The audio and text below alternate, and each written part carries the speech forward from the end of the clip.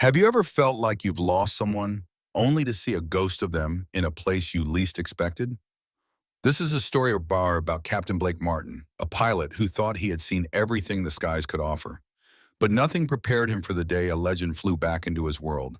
A legend with the quiet, unwavering presence of a seasoned veteran, but with eyes that held the exhaustion of a war that never ended. She was Captain Alina Cruz, a hero long thought dead, and her return wasn't just a miracle. It was a homecoming that would shake the very foundations of what Blake believed about life, loss, and the true cost of flying. It was a story that proved some things, and some people, can never truly be buried. The radar in Luke Air Force Base's control room glowed a muted green, pulsing like a heartbeat in the dim light. Airman Travis Doyle leaned forward in his chair, squinting at the faint blip that had just appeared on the edge of the restricted airspace. Unidentified contact, he muttered, pointing at the screen. Low altitude, 1,000 feet, no transponder, steady heading, about 210 knots. Colonel Whitt moved in close, his brow furrowed. Civilian? Doyle shook his head. Unlikely. Too fast for that low. Flight path looks military. Maybe a course change from the North Corridor? The colonel's jaw tightened. Scrambled 2 jets, now. Within minutes, the desert morning roared as 2 F-16s sliced upward from the tarmac, climbing into the shimmering sky. Captain Blake Martin, callsign Hammer 1, adjusted his grip on the stick, calm as stone. His wingman, Lieutenant Jared Reeves, tucked in behind him. Tower, Hammer Flight airborne, Blake said over to the comms. Vector 0901. What's our bogey doing? The controller's voice crackled back, uncertain. Still no response. Radar returns suggests A-10 Warthog class, low and steady. Blake's eyebrows rose. A Warthog? Who the hell flies one of those through restricted airspace without a call? Your guess is as good as ours, came the flat reply from command. We need visual confirmation. Do not engage unless hostile. Copy that, Reeves chimed in. But Warthog's got teeth. GAU-8 isn't a toy. Blake allowed himself a dry smile. Let's hope whoever's flying it has the sense not to use it. They dropped altitude, the Arizona desert rippling beneath them in waves of heat. The mountains in the distance looked like ghosts behind the haze. 9 o'clock low, Reeves had suddenly called out. Visual. Confirm 1 contact. Looks old. Blake banked hard, cutting across the thermals, and then he saw it. A gray, battered A-10 trudging through the sky like a survivor from a forgotten war. Its sun-bleached fuselage bore scrapes and mismatched panels, the ghost of old battles etched into its skin. Where'd this relic crawl out from? Reeves muttered. Looks like it's patched up with duct tape. Hold formation, Blake said, edging closer. From this range, he could see the faded USAF markings, the burned streaks near the engines, and then he saw the tail number. Black, nearly worn to nothing, but undeniable. 770264. Blake's gut turned cold. Reeves, confirm that tail number. A long pause, then Reeves's voice trembling. 770264. No way. That can't be. They both knew the number by heart. It wasn't just a plane, it was a ghost. 22 years ago, Captain Alina Cruz, callsign Ghostfire, had flown that exact Warthog over the Mosul Hills in northern Iraq. She'd been escorting a convoy that fell into an ambush. Her last transmission was chaos. Shouts, gunfire, static, no wreckage, no chute, no pilot. She was declared killed in action and awarded the Silver Star posthumously, a hero lost to time, until now. Blake's voice came out low and steady. Command, Hammer 1. We have visual, A-10 confirmed, tail number 770264. And the radio went silent for a beat too long. Then a cold, unfamiliar voice cut in. Repeat tail number. 770264, Blake repeated, requesting instruction. Another pause. The voice returned, sharper. Hammer Flight, this is N Command. That aircraft is not active. Repeat. That aircraft is officially destroyed. Do not approach cockpit. Do not hail. You are ordered to force landing at Davis-Monthan immediately.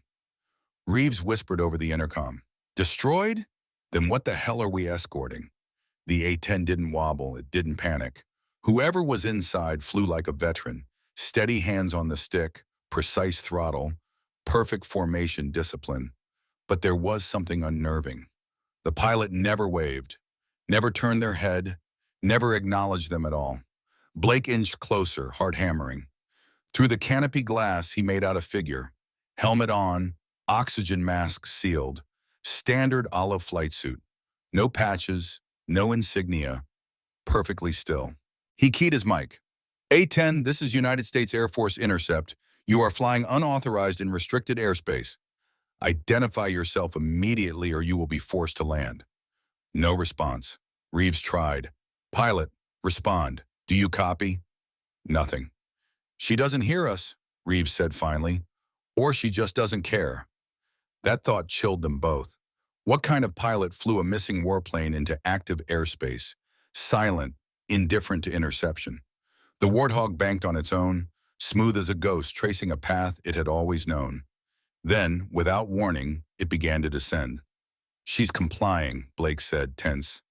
Davis Monthan's on that vector, Reeves noted. She's headed straight for it. They followed her down, neither sure if they were escorts or wardens. The A-10 glided with a deliberate, eerie grace, its nose tipping slightly toward the desert floor, as if it had landed here 1,000 times before. On the ground, Davis Monthan was a flurry of alarms in motion. Emergency crews lined the runway, security teams encircled the strip, rifles ready, spotters set up scopes. No one knew what they were about to face. The Warthog's wheels kissed the runway with a soft screech. The engines gave a tired whine as it rolled forward under its own will. No signals, no pilot gestures, no hesitation. Just calm, obedient motion. From above, Blake exhaled. She's down. Reeves didn't answer. Both men stared in silence, because they knew some stories weren't just lost. They were buried. And this one had just clawed its way out of the grave. The A-10 slowed to a stop at the far end of the runway, perfectly aligned, as if it had never been gone. Blake and Reeves circled overhead, unease settling like lead in their stomachs. The same question gnawed at them both. What if it really is her? Captain Alina Ghostfire Cruz, missing for 22 years. A name carved into a memorial plaque outside the base chapel. Blake had walked past it 100 times, never imagining he'd see her bird again, let alone watch it land, silent and uninvited, in the Arizona sun.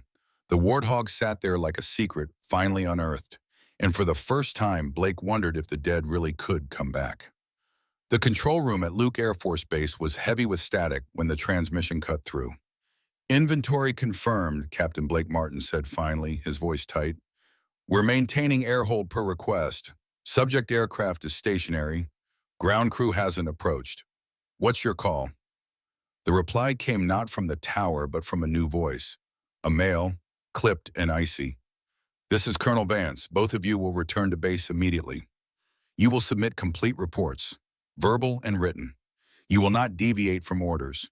You will not discuss what you saw with anyone outside of classified channels. Sir, Blake asked, fighting to keep his voice level, who's handling the pilot? You are not cleared for that detail, Vance said flatly. Blake felt his stomach knot. What the hell does that mean? It means, Vance said, his voice sharpening to steel, you don't ask further questions. The line went dead. Below, military vehicles were already sealing off the A-10 Warthog. A Humvee with a mounted antenna arrived first, followed by two matte black SUVs that parked nose to nose, shielding the jet's canopy from any cameras or wandering eyes. Nobody outside the immediate perimeter was getting close enough to see inside. 20 minutes later, Blake and his wingman, Lieutenant Jared Reeves, landed. As they taxied toward their hangars, they caught sight of the swarm, command staff, MPs, and men in unmarked uniforms, all converging on the return jet. She still hadn't exited the cockpit. Reeves yanked off his helmet and sat in the cockpit for a long second, sweat rolling down his temple despite the cooling system. His voice was low, disbelieving. She never answered a single hail. No, Blake agreed quietly. She flew that damn thing like she just came off a routine training run, Reeves muttered. Then he swallowed. That was Alina Cruz. I saw her. That silhouette. You don't forget someone like that. Blake didn't respond. He didn't need to. Reeves was right. The debriefing room reeked of recycled air and tension. The lighting was dim, the the steel gray walls oppressive. Across from the two pilots sat a pair of men in dark suits. No names, no ranks offered. One had a neat stack of papers. The other carried only a pen and a stare sharp enough to cut. "What you witnessed today is classified under Level 9 authorization," the first suit said. His voice was calm, bureaucratic, final. "You will write your accounts verbatim. After that, you will not speak of this mission again. Not to your commanding officer, not to your families, not even to each other." Reeves slammed his hand on the table. "You're telling us to forget we saw a dead woman flying a ghost jet?" The second suit's reply was glacial. "We are not asking you to forget. We are asking you to comply."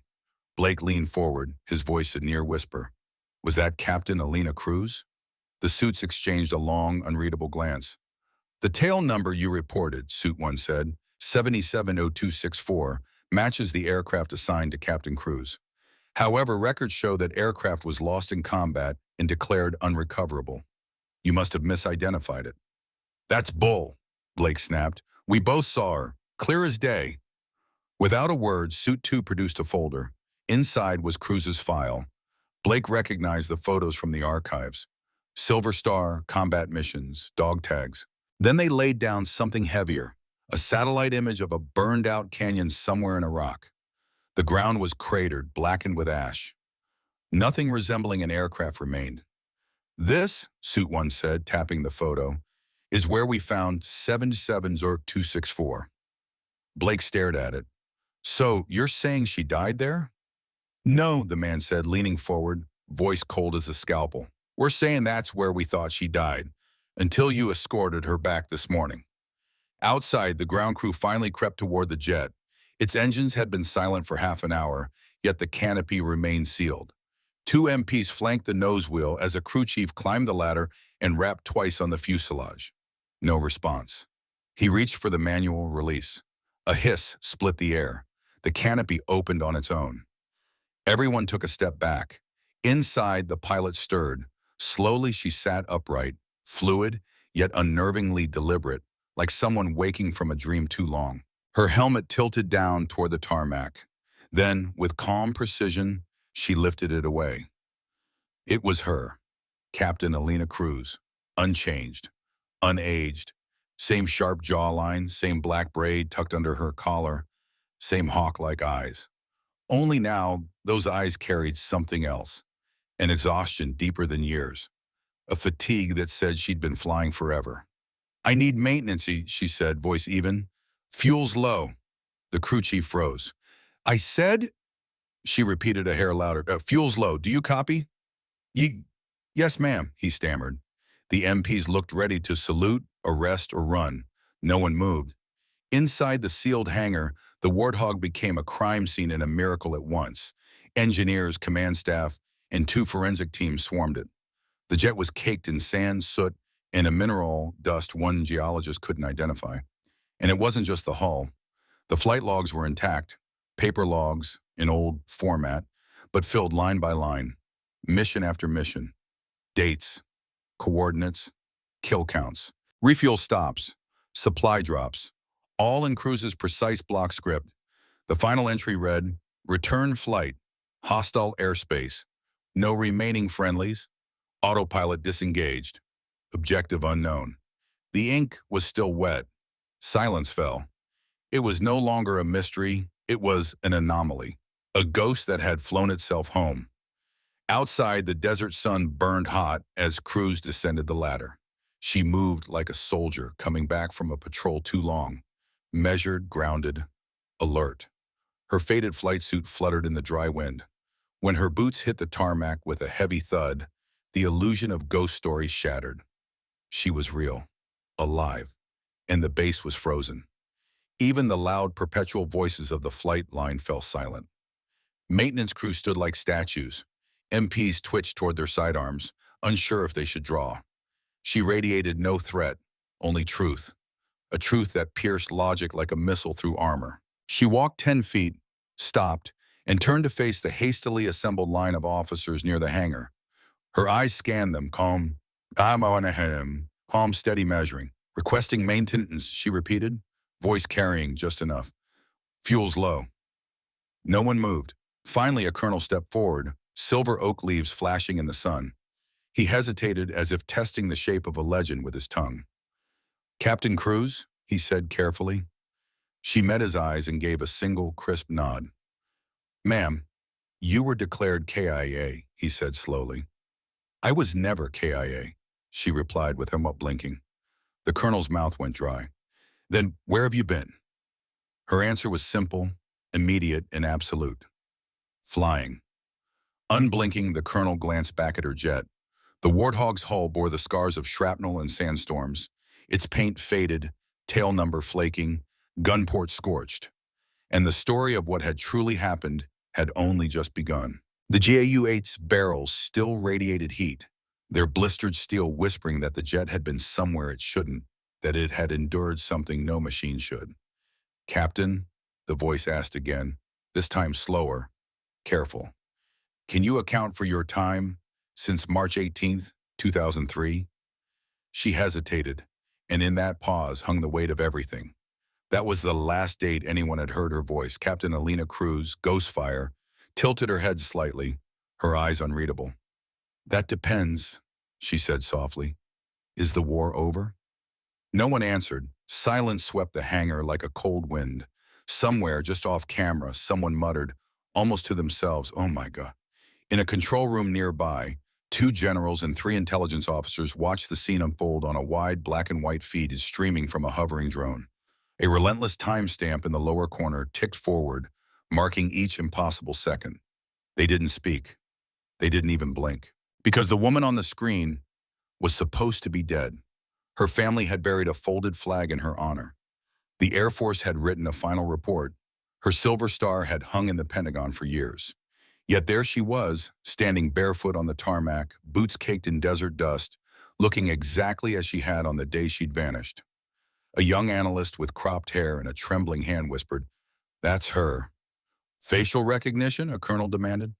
99.6%, the analyst confirmed. Another officer leaned forward, as if that tiny fraction mattered. "Did you say 99.6? "Yes, sir. In age regression software estimates no more than 2 years difference from her 2003 ID photo." A general's voice rumbled, rough and disbelieving. "How the hell is that possible?" No one had an answer. On the flight lane, a squad of military police guided Captain Cruz toward an armored command truck tucked behind the hangars. They didn't drag her, they didn't need to. She walked tall, her spine straight, her bearing unmistakably military. She didn't resist, didn't ask questions, didn't smile. Blake Martin and his wingman, Lieutenant Jared Reeves, stood to the side, watching in stunned silence as she passed. She paused for just a moment and met Blake's eyes. Those eyes, they weren't wild, they weren't confused or angry. They were clear, aware she knew him even though they had never met. "Captain Martin," she said flatly. Blake froze, his pulse kicking against his ribs. "Ma'am, you fly steady," she said simply. Then she walked on. Blake stood there, rooted to the concrete, heart pounding. How did she know his name? No briefing could explain that. "Did she just?" Reeves whispered. Blake only nodded. What else could he do? There were no words for this. Inside the command truck, under harsh white lights, Cruz sat across from a major in black BDUs and a hollow-eyed intelligence officer who looked like he hadn't slept in days. A voice recorder clicked on. "Captain Alina Cruz, service number 84179-855. Confirm identity." "I confirm. You're aware you were declared missing in action." "I was never missing," she said calm and firm. "I knew where I was." "Where was that?" She didn't answer. The major slid a folder forward, his knuckles tight. "Your aircraft was presumed destroyed in Iraq. No wreckage, no radio contact. And now you've landed at Davis-Monthan in that same aircraft. Unaged, unchanged. How do you explain this?" Her gaze was steady, her voice even. "I didn't stop. Flying." The officer frowned. "We need specifics, Captain." "You wouldn't understand specifics." "Try us." She folded her hands neatly in her lap. "After Mosul, I flew 37 missions. Deep strikes, convoy covers, supply protection. Targets your reports don't list. The intel officer shifted uneasily. There have been no authorized missions for 770264 since 2003. Those operations never existed. Her reply was soft but immovable. I flew them anyway. In a sealed hangar, engineers swarmed over the Warthog like ants over a relic. They found anomalies everywhere. The airframe had no recent maintenance logs, yet the fuselage bore crude patches of riveted metal. The radar signature was warped, as if the aircraft itself interfered with normal detection. The flight computer carried corrupted logs, some in indecipherable code, others handwritten directly into the digital system, and the onboard camera had recorded everything. Hundreds of hours of grainy aerial footage, convoys crawling through sandstorms, insurgents and black-firing RPGs, entire villages long erased from modern maps, their coordinates stamped and filed. One video showed a mid-air refueling, but the tanker bore no U.S. markings. Another displayed a jagged mountain range of red stone cliffs no one could identify, strange symbols painted across the rock faces. The final clip was the most disturbing, her jet slicing through a wall of sand so dense the sky itself warped, as though she were flying in a place that wasn't Earth, or at least not Earth in the right time. At 0200 hours, a direct call came from the Pentagon. Orders: Captain Alina Cruz was to be isolated, monitored, and transferred within 24 hours. Her aircraft, now designated under Black Project Omega 9, was to be classified immediately. All radar, video, and security logs were to be scrubbed. And to the rest of the base, a single-line memo. You saw nothing. You heard nothing. No such jet ever landed here. Blake stared at that memo for a long time, then folded it once, tucked it into his locker, and sat in silence. Outside, beyond the chain-link fences and the hum of floodlights, Alina Cruz lay awake in a temporary security cell. Her eyes were open, unblinking. She didn't need rest. She had slept enough, between missions. Still sealed in her cockpit was a worn paper logbook. The last line read, "Objective incomplete, awaiting orders." The desert night fell quickly. By 2100 hours, Hangar 770264 was under full lockdown. Double layers of barbed wire, armed guards at every door, retinal scans for every entry. To the rest of the base, it was just another classified arrival. But the few who had seen it land weren't sleeping. Blake Martin stood outside his quarters, staring toward the far runway where floodlights turned the Warthog into a ghostly silhouette in the haze. Her voice, her walk, her presence, they haunted him. She wasn't just alive. She wasn't just back. She was still fighting a war that had ended for everyone but her. Reeves emerged from the shadows, carrying 2 paper cups of bitter coffee. "She's still awake," he said quietly, nodding toward the hangar-turned cell. "They haven't sedated her yet." "They won't," Blake replied. "You don't drug someone like that. She's sharper than everyone in that building." Reeves handed him a cup. "You know they're going to erase this. Every file, every photo. Hell, we'll be erased if we talk." Blake didn't answer. He didn't need to. He already knew. In the command center, a small hand-picked team of analysts huddled around a table scattered with printouts from Cruz's Warthog. Strange readings, abnormal fuel data, and that was only the beginning. The sample they pulled from her fuel tanks looked like old-school JP-8 at first glance. But the chemistry didn't add up. The molecules weren't breaking down naturally. They looked as if they'd been twisted, reshaped mid-flight, like someone had reached into the fuel's DNA and changed it. Then came the avionics. Her GPS logs were a mess, corrupted but not completely lost. Once decrypted, the coordinates refused to behave. They didn't match any recognized grid system. Some led to places that no longer existed. Towns erased by time, bombed to rubble, renamed, or wiped from every official map. One set of numbers pointed to a plateau in Syria marked "No Contact Zone, 2012." Another showed repeated flyovers of a ravine in Afghanistan, except that ravine had collapsed in a 2007 earthquake. The further they dug, the stranger it got. Her flight history stopped lining up with Earth's timeline around 2004. That was the moment when the senior analyst, gray-bearded, a Desert Storm veteran, finally said out loud what the room had been avoiding. "She wasn't flying through our world." Alina Cruz sat alone on a steel bunk in her holding cell, staring at the wall as a single buzzing light bulb swung overhead. Her eyes were open and unblinking, not restrained by cuffs or chains. She didn't need them. She wasn't dangerous in the way people understood. She was, something else. A young psychiatrist, clean-shaven and fresh off his VA rotation, had tried to interview her. Clipboard in hand, full of confidence, he lasted 10 minutes. He left without a word. The only thing Alina said to him was, "Don't tell me I'm crazy. You've never seen what I've seen." After that, she went silent. Her voice disappeared, but her hands didn't. The guards found scraps of paper near her cot, covered in tight, scrawled military shorthand, target grids, strange symbols, and the names of towns no one recognized. On one page, in neat block letters, she had written, "They're not dead, they just learned how to fly differently." At 03:00, a black convoy slipped through Gate 9 of the base. 5 unmarked SUVs and a medical van, no lights, no plates.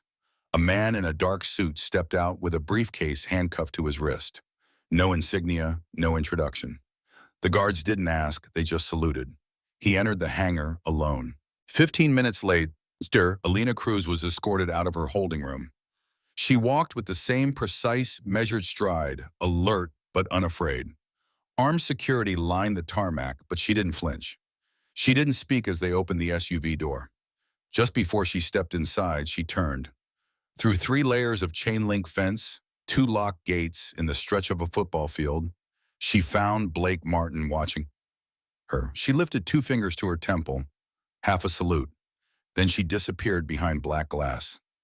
By the next morning, Sophie, the A-10 Warthog, was gone. Not towed, not flown out, gone. The hangar was empty, no tire marks, no paperwork, not even engine residue. Security cameras were wiped. Air traffic control logs, erased. Fuel reports, deleted. It was as if the aircraft had never existed. When Blake returned to his quarters, his locker was open. Resting on his folded fatigues was a plain manila envelope, unsealed, with only his name on it. Inside was a single photograph. Alina Cruz in full flight gear, helmet under her arm, standing on a dirt airstrip. Behind her, the A-10 sat scorched but whole. The photo was old, Urshabong, its corners faded. On the back, written in red ink, "Not all missions are recorded, not all pilots come home the same. Some of us are still flying." Blake stared at it for a long time, then tucked the photo back into the envelope, folded it twice, and locked it away. Later that night, 2 technicians who had tested the Warthog's fuel disappeared. The official report said family emergency and immediate reassignment. The unofficial rumor said they had talked, shared what they'd found about the chemical breakdowns, the corrupted GPS logs, the impossible coordinates. That was enough. By morning, the base was on lockdown. Even Jared Reeves, Blake's wingman, got reassigned, transferred to a weather recon squadron in Alaska with less than 12 hours' notice. Over beers in the mess hall, he muttered his last words to Blake. "They're going to bury it. Her, that jet, us." Blake nodded. They already started. Reeves hesitated, eyes sharp with the weight of unspoken things. But she came back for a reason. She didn't get lost. She didn't just survive. She was sent.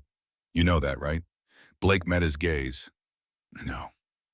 A pause, then Reeves leaned closer and whispered, "So, what did she bring with her?"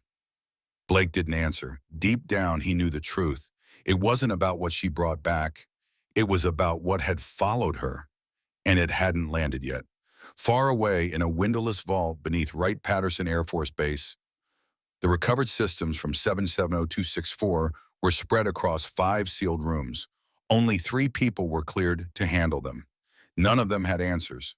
The aircraft had vanished from Guy's Monton overnight, but not before Senior Airman Khaled Pierce, ignoring orders, had copied fragments of its data onto an encrypted drive. He knew he was risking his career. He didn't care. What he found refused to leave his mind. The logs weren't just strange, they were impossible. Timestamps from the future, coordinates of battlefields erased by history, entries signed, every single one by Captain Alina Cruz. His hands shook as he scrolled through line after line. 04 APR 2006. Night cover near Helmand. Dust thick. 2 SAM launches evaded. Refueled 03 Hanwha over Black Hills. 19. NOV 2009. Convoy extraction. Coordinates redacted. No friendly signals. Still covered. Withdrawal. Radio silent. 07 OCT 2013. Hostiles unmarked. Jets scrambled above clouds. No radar return. They weren't flying planes. 11 JN 2018. Reached Northern Gate. Not alone. Not allowed past. Turned back. Engine damage minor. Pierce leaned back in his chair, pulse hammering. What was the Northern Gate? Who wasn't flying planes? He dug into the fuel cycle logs. According to the Warthog's own systems, 7070264 had been airborne, intermittently, for more than 20 years. No logged landings, no refueling at any U.S. base. Operational, but not in any airspace known to Earth. And then he saw it, one of the final log entries. Deep flight initiated. Beside it, a single note. Beyond cloud boundary. Unknown time distortion. Returning with residual. Residual? Residual what? And somewhere beneath the Pentagon, in a sub-level briefing room behind the blue clearance quarters, a man in a dark suit waited to explain the unexplainable. The 3-star general's uniform gleamed faintly under the sterile fluorescent lights as he stared at the grainy photograph pinned to the wall. In the photo, Alina stood next to a 10-year-old girl, his daughter, smiling faintly, a heavy flight helmet in her hands. Across the helmet's curve, a dusting of fine black ash clung stubbornly to the surface, as if something alien had marked it. Across the table from him, a DARPA scientist sat hunched forward, her skin pale with exhaustion, hair clinging to her face like damp threads. Beside her were a quantum defense analyst and a linguist from Langley. Both silent, both uneasy. The general wasted no time. His voice was sharp, brittle with urgency. Tell me what she flew through. The scientist rubbed her eyes, reluctant. There are theories, not answers. Try me. She wasn't flying through time, not in the linear sense, the analyst said at last. His voice trembled. Her flight logs, the drift in her recorder, the mismatched geotemporal coordinates, everything points to what we call a fragmented bubble pocket, a fold in space-time, a place where past, future, and alternate timelines intersect, briefly, violently, before snapping closed again. The linguist leaned in, whispering as if the walls could hear. We matched her mission coordinates with places, lost battlefields, forgotten towns. Some of them never existed. Others were erased, covered by classified NATO operations. The general's eyes flicked back to the photograph. And she came back with residual, something stuck to her craft. The scientist nodded. Particles that shouldn't exist, not here, not anywhere we can explain. The general sank into his chair, heavy with the weight of comprehension. So she flew into somewhere untraceable, survived for 20 years, and came back on her own. Silence spread across the room like frost. Then the linguist asked the only question that mattered. What followed her? Far from the polished corridors of the Pentagon, Captain Blake Martin sat in the quiet of his small home, staring for the 50th time at the envelope on his desk. He hadn't opened it since Elena's disappearance. Tonight, though, the weight of it felt different. He had woken at 2:06 a.m. to the deafening roar of jet engines overhead, rattling his windows, shaking his walls. He'd sprinted to the window, expecting thunderheads or a low pass. Instead, clear skies. Silent. Empty. He turned the photo over in his hands. On the back, her handwriting cut sharp and urgent in bold red ink. Some of us are still flying. Blake exhaled, placed the envelope aside, and flipped open his laptop. Official military access was long gone. He'd been cut off after the incident, but every pilot knew the back doors. He typed in the old aircraft registry and entered the number 64. Status, destroyed in action. March 18, 2003. Final location, classified. Pilot, Alina Cruz. He clicked the tail number again. The screen flickered. For a single heartbeat, a new status appeared. Override. Active. Blake's blood ran cold. Then the page corrected itself. back to destroyed. But he had seen it. For 1 second, the system had acknowledged the impossible. The warthog wasn't dead. It was flying. Now, somewhere out in the desert. In a medical containment cell of glass and steel, Captain Alina Cruz sat still, her face unreadable under the harsh white lights. Doctors surrounded her with clipboards and scanners, measuring her brain waves, drawing blood, asking endless questions. She let them. She did not flinch. Every test returned the same conclusion. She was human, but her biology wasn't normal anymore. Her blood was filled with microscopic anomalies, unidentified proteins, metallic filaments like nanothread, threads that pulsed under magnets, threads that formed patterns under white noise, as if they listened. "Where did you get this?" a doctor finally asked, her dark eyes fixed on him. "It got in when I crossed back." "Crossed back from where?" She looked straight through him as though he wasn't there. "You'll see." Security footage from that night showed her standing motionless at the far wall, hands clasped behind her back, staring into the mirrored glass as though watching the people behind it. Her lips moved soundlessly. When the audio was enhanced, a single phrase repeated over and over, in a whisper that crawled under the skin: "It didn't come alone. It didn't come alone. It didn't come alone." The first strange incidents began at the bases nearby. Radar screens glitched. Patrols went missing. Pilots reported stray radio chatter on dead frequencies. Sometimes the voice was Elena's. On July 8, a routine training flight from Nellis went dark for 14 minutes. When it reappeared, both pilots were unconscious. Their black boxes were corrupted. Their instruments all pointed due south, into airspace they had never entered. Only one message survived on the recording, whispered in a voice that wasn't theirs: "Maintain altitude. Don't look below the clouds." Later, analysts examined the cloud tracking metadata and found a single phrase buried deep inside, signed by an unknown user. "Still flying, coordinates unknown, time fractured, holding pattern engaged." The signature read 77064. Deep in the Mojave Desert, a man stood alone in a forgotten control tower, its location erased from all maps. A low, rumbling roar grew in the darkness. Through the night sky, one lone aircraft emerged, gray, scarred, alive. Its wings trembled as it cut across the abandoned runway. For a moment, the man's breath caught in his throat.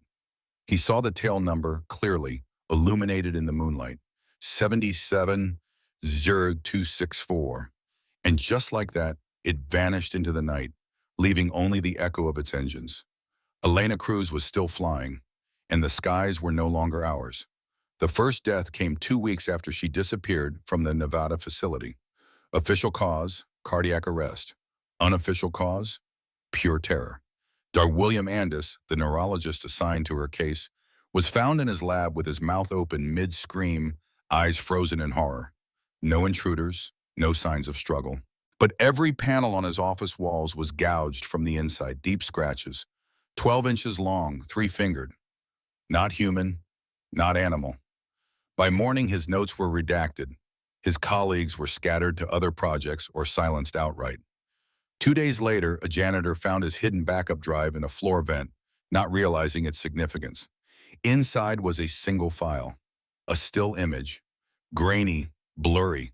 Alina Cruz standing in the corner of her glass cell. Her eyes glowed faintly in the night vision green. Behind her stood a shadow, tall, featureless, hand on her shoulder. Blake Martin hadn't slept in days. He couldn't shake the vision of that night. The impossible reappearance of Elena's jet, the panicked radio calls from F-16 pilots, and the suffocating silence that followed. 8 aircraft were gone now. No media reports, no official statements. But the pilots knew. Blake knew. His friends were vanishing. The last one was Major Tom Bishop Henley on a high-altitude test flight out of Andrews. His final transmission: "It's here." Then nothing. 6 hours later, his plane returned on autopilot. Cockpit empty. Canopy open. No pilot, no blood. Just one message carved into the dash, ragged and frantic: "Don't let her fly again." In the lowest sub-level of Langley, Two analysts stared at a projected 3D map, a heat map of something that wasn't supposed to exist. Somewhere out there, the warthog was still in the sky, and whatever had come back with her was no longer bound to it. Anomalies had begun to crawl across U.S. airspace, subtle at first, then impossible to ignore. It all started in the days following Alina Cruz's return. At first, it was just strange blips on the instruments, spikes of unexplained electromagnetic interference, sudden shifts in air pressure that made altimeters twitch. Then came the disappearances, aircraft vanishing mid-flight. Civilian pilots swore they saw mirages in cloudless skies. Fighter jets, seasoned and sure, were shoved off course by bursts of gravitational force no one could explain. Not once, not twice, 36 separate times. In the control room, one shaken analyst whispered, "There are corridors, flight lanes. Whatever's moving out there is using our skies." Another, eyes locked on the endless streams of data, traced the patterns on the screen. Every path, every anomaly intersected at one point. A breathless pause, then the answer. The Aleutian Trench, North Pacific, dead zone. No satellites, no signal. A place where, until now, no aircraft dared to fly. 3 nights later, Captain Alina Cruz stood deep underground in a facility that officially didn't exist. Once, this place had tested stealth prototypes. Now it served a very different purpose: containment. But she wasn't being contained anymore. They were trying to shield her. She stood at the far end of a long, dim corridor, palms pressed against the icy steel of a blast door. Her eyes were closed. The metal vibrated faintly under her fingertips. A low, bone-deep hum threaded the air, almost beyond human hearing. Every hour, the pulse grew stronger. She wasn't afraid. She was listening. Behind her, Director Ulrich of a nameless defense division watched her with razor-sharp eyes. "She says she hears it again," his aide whispered.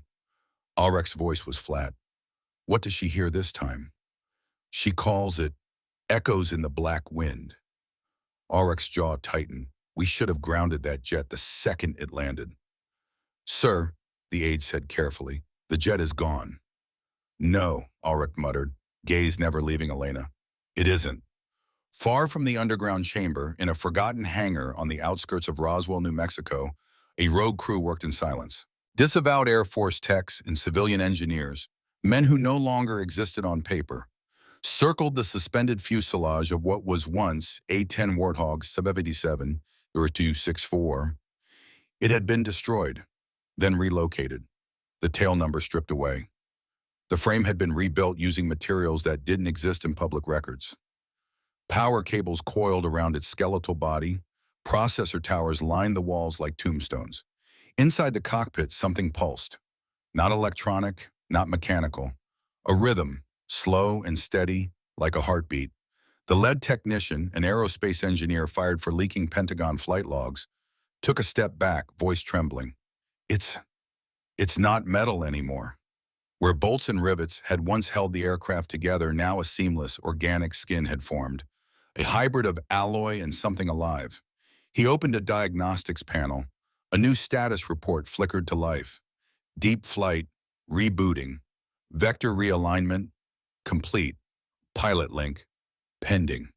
The jet wasn't just waiting for her. It was calling to her. Back underground, Alina had gone silent again. She wouldn't respond to questions until someone gave her a notebook. In 10 minutes, she filled 20 pages. Symbols, numbers, flight paths, silhouettes of aircraft no inventory recognized. Over and over, she wrote the same sentence. I was not the only one they sent back. Analysts scrambled to decode the symbols. At first, they thought it was alien language. It wasn't. The markings were rotated military glyphs from long-abandoned experimental stealth drone programs, classified, buried, and denied for decades. And yet, she sketched them from memory. At 3:06 a.m., Alina vanished. No alarms, no forced entry, no footprints. Security footage showed her sitting on her cot one moment, and the next a single second of static. When the feed returned, the room was empty. Scratched into the glass wall was a single message. You grounded me, but it's still flying. By sunrise, every radar installation west of the Rockies began reporting chaos, sky disruptions, Silent blackouts. Mountain towns flickering with power surges. Jets scrambled to intercept, but none returned. Only one aircraft was tracked. A-10 Warthog 77-0264, flying low, inverted, searching. But it wasn't alone. Trailing in the darkness were three, maybe four, shapes. They were invisible to radar but burned bright in infrared. Unmanned, predatory, neither fully biological nor mechanical. No one could say what they were, only that they moved like hunters. In a small private airfield in Montana, Captain Blake Martin received an encrypted call. No greeting, no explanation. Just coordinates and one word whispered through static. Run, he didn't. Instead, he reached beneath his bed, unzipped a duffel bag, and unwrapped the patch Alina had once pressed into his palm, a weathered emblem from her old squadron. He got into his truck and drove north, toward the Aleutian Trench, toward the roiling storm, toward her, because he knew deep in his bones that this wasn't about whatever had come through the rift. It was about what she had become to stop it. And if 77-0264 was in the air again, the final mission had already started. It began with a blackout. Anchorage lost power at 2:11 a.m., then Coal Bay, then Shemaya. One by one, every radar installation from mainland Alaska to the farthest Aleutian island went dark. Satellites blinked out, not destroyed but rejected, as if the sky itself had grown a skin. Then came the hum, a low guttural vibration that rattled bones, silenced the gulls, and left fishermen staring at the clouds, swearing there was a war above. But no weapons, no thunder. Only movement, pacing and circling, waiting. In the middle of that roiling chaos, radar caught a single, impossible signal. Ghost 77-0264, still airborne, still breaking every law of physics. But now it was leading something. In the Pentagon's crisis room, the secure channel blazed with alerts. General Marcus Kane leaned over a trembling live feed. The last 17 seconds captured me a drone that somehow survived above the cloud line. Frame by frame, it showed Alina's A-10 blazing through the upper atmosphere, its wings haloed in friction fire. Behind it followed a void, neither shadow nor aircraft, a hole in the sky, bleeding glimpses of deserts, oceans, and cities, none of them belonging to Earth. General Kane slammed his fist against the console. How long until it opens fully? The DARPA representative swallowed. At the current distortion rate, 90 minutes. And when it does? She didn't answer. She didn't have to. If the rift anchored for longer than 7 minutes, time, gravity, and matter would rewrite themselves. Nothing on this side would survive, unless someone closed it from the other side. By the time Blake Martin reached the coordinates at dawn, the wind had already begun to scream. The tarmac near Ansha Island was blasted and broken, a wasteland of half-frozen hangars and a rusted control tower whose warning light blinked on and off like a dying heartbeat. Blake Martin swung open the door of his truck and stepped into the icy wind. Immediately he felt it, a pull, subtle but undeniable, as if the earth itself tilted forward, urging his body to move. She was close. He knew it before he saw her. Then came the sound. It wasn't the scream of a jet engine or the natural roar of wind. It was something in between, a pulse that vibrated in his bones, a cry that wasn't quite human. He broke into a run, boots crunching on the frozen ground, toward the nearest hangar. Inside, coils of thick wiring snaked across the floor. Armed guards flanked the space, their expressions blank, barely acknowledging him. And there, standing in the center, was 77-0264. Only this wasn't the Warthog he remembered. The aircraft seemed alive. Its hull shimmered in the cold light, no longer dull gray, but a black so deep it reflected nothing, like cooled obsidian. Its form wavered at the edges, fading in and out of visibility. The cockpit pulsed softly, as if breathing. Its engines didn't hum. They inhaled and exhaled. And standing beside it, her gaze locked on the sky, was Alina Cruz. She didn't move when he approached. Her voice was calm, almost detached. "You followed." "I always do. I told you not to."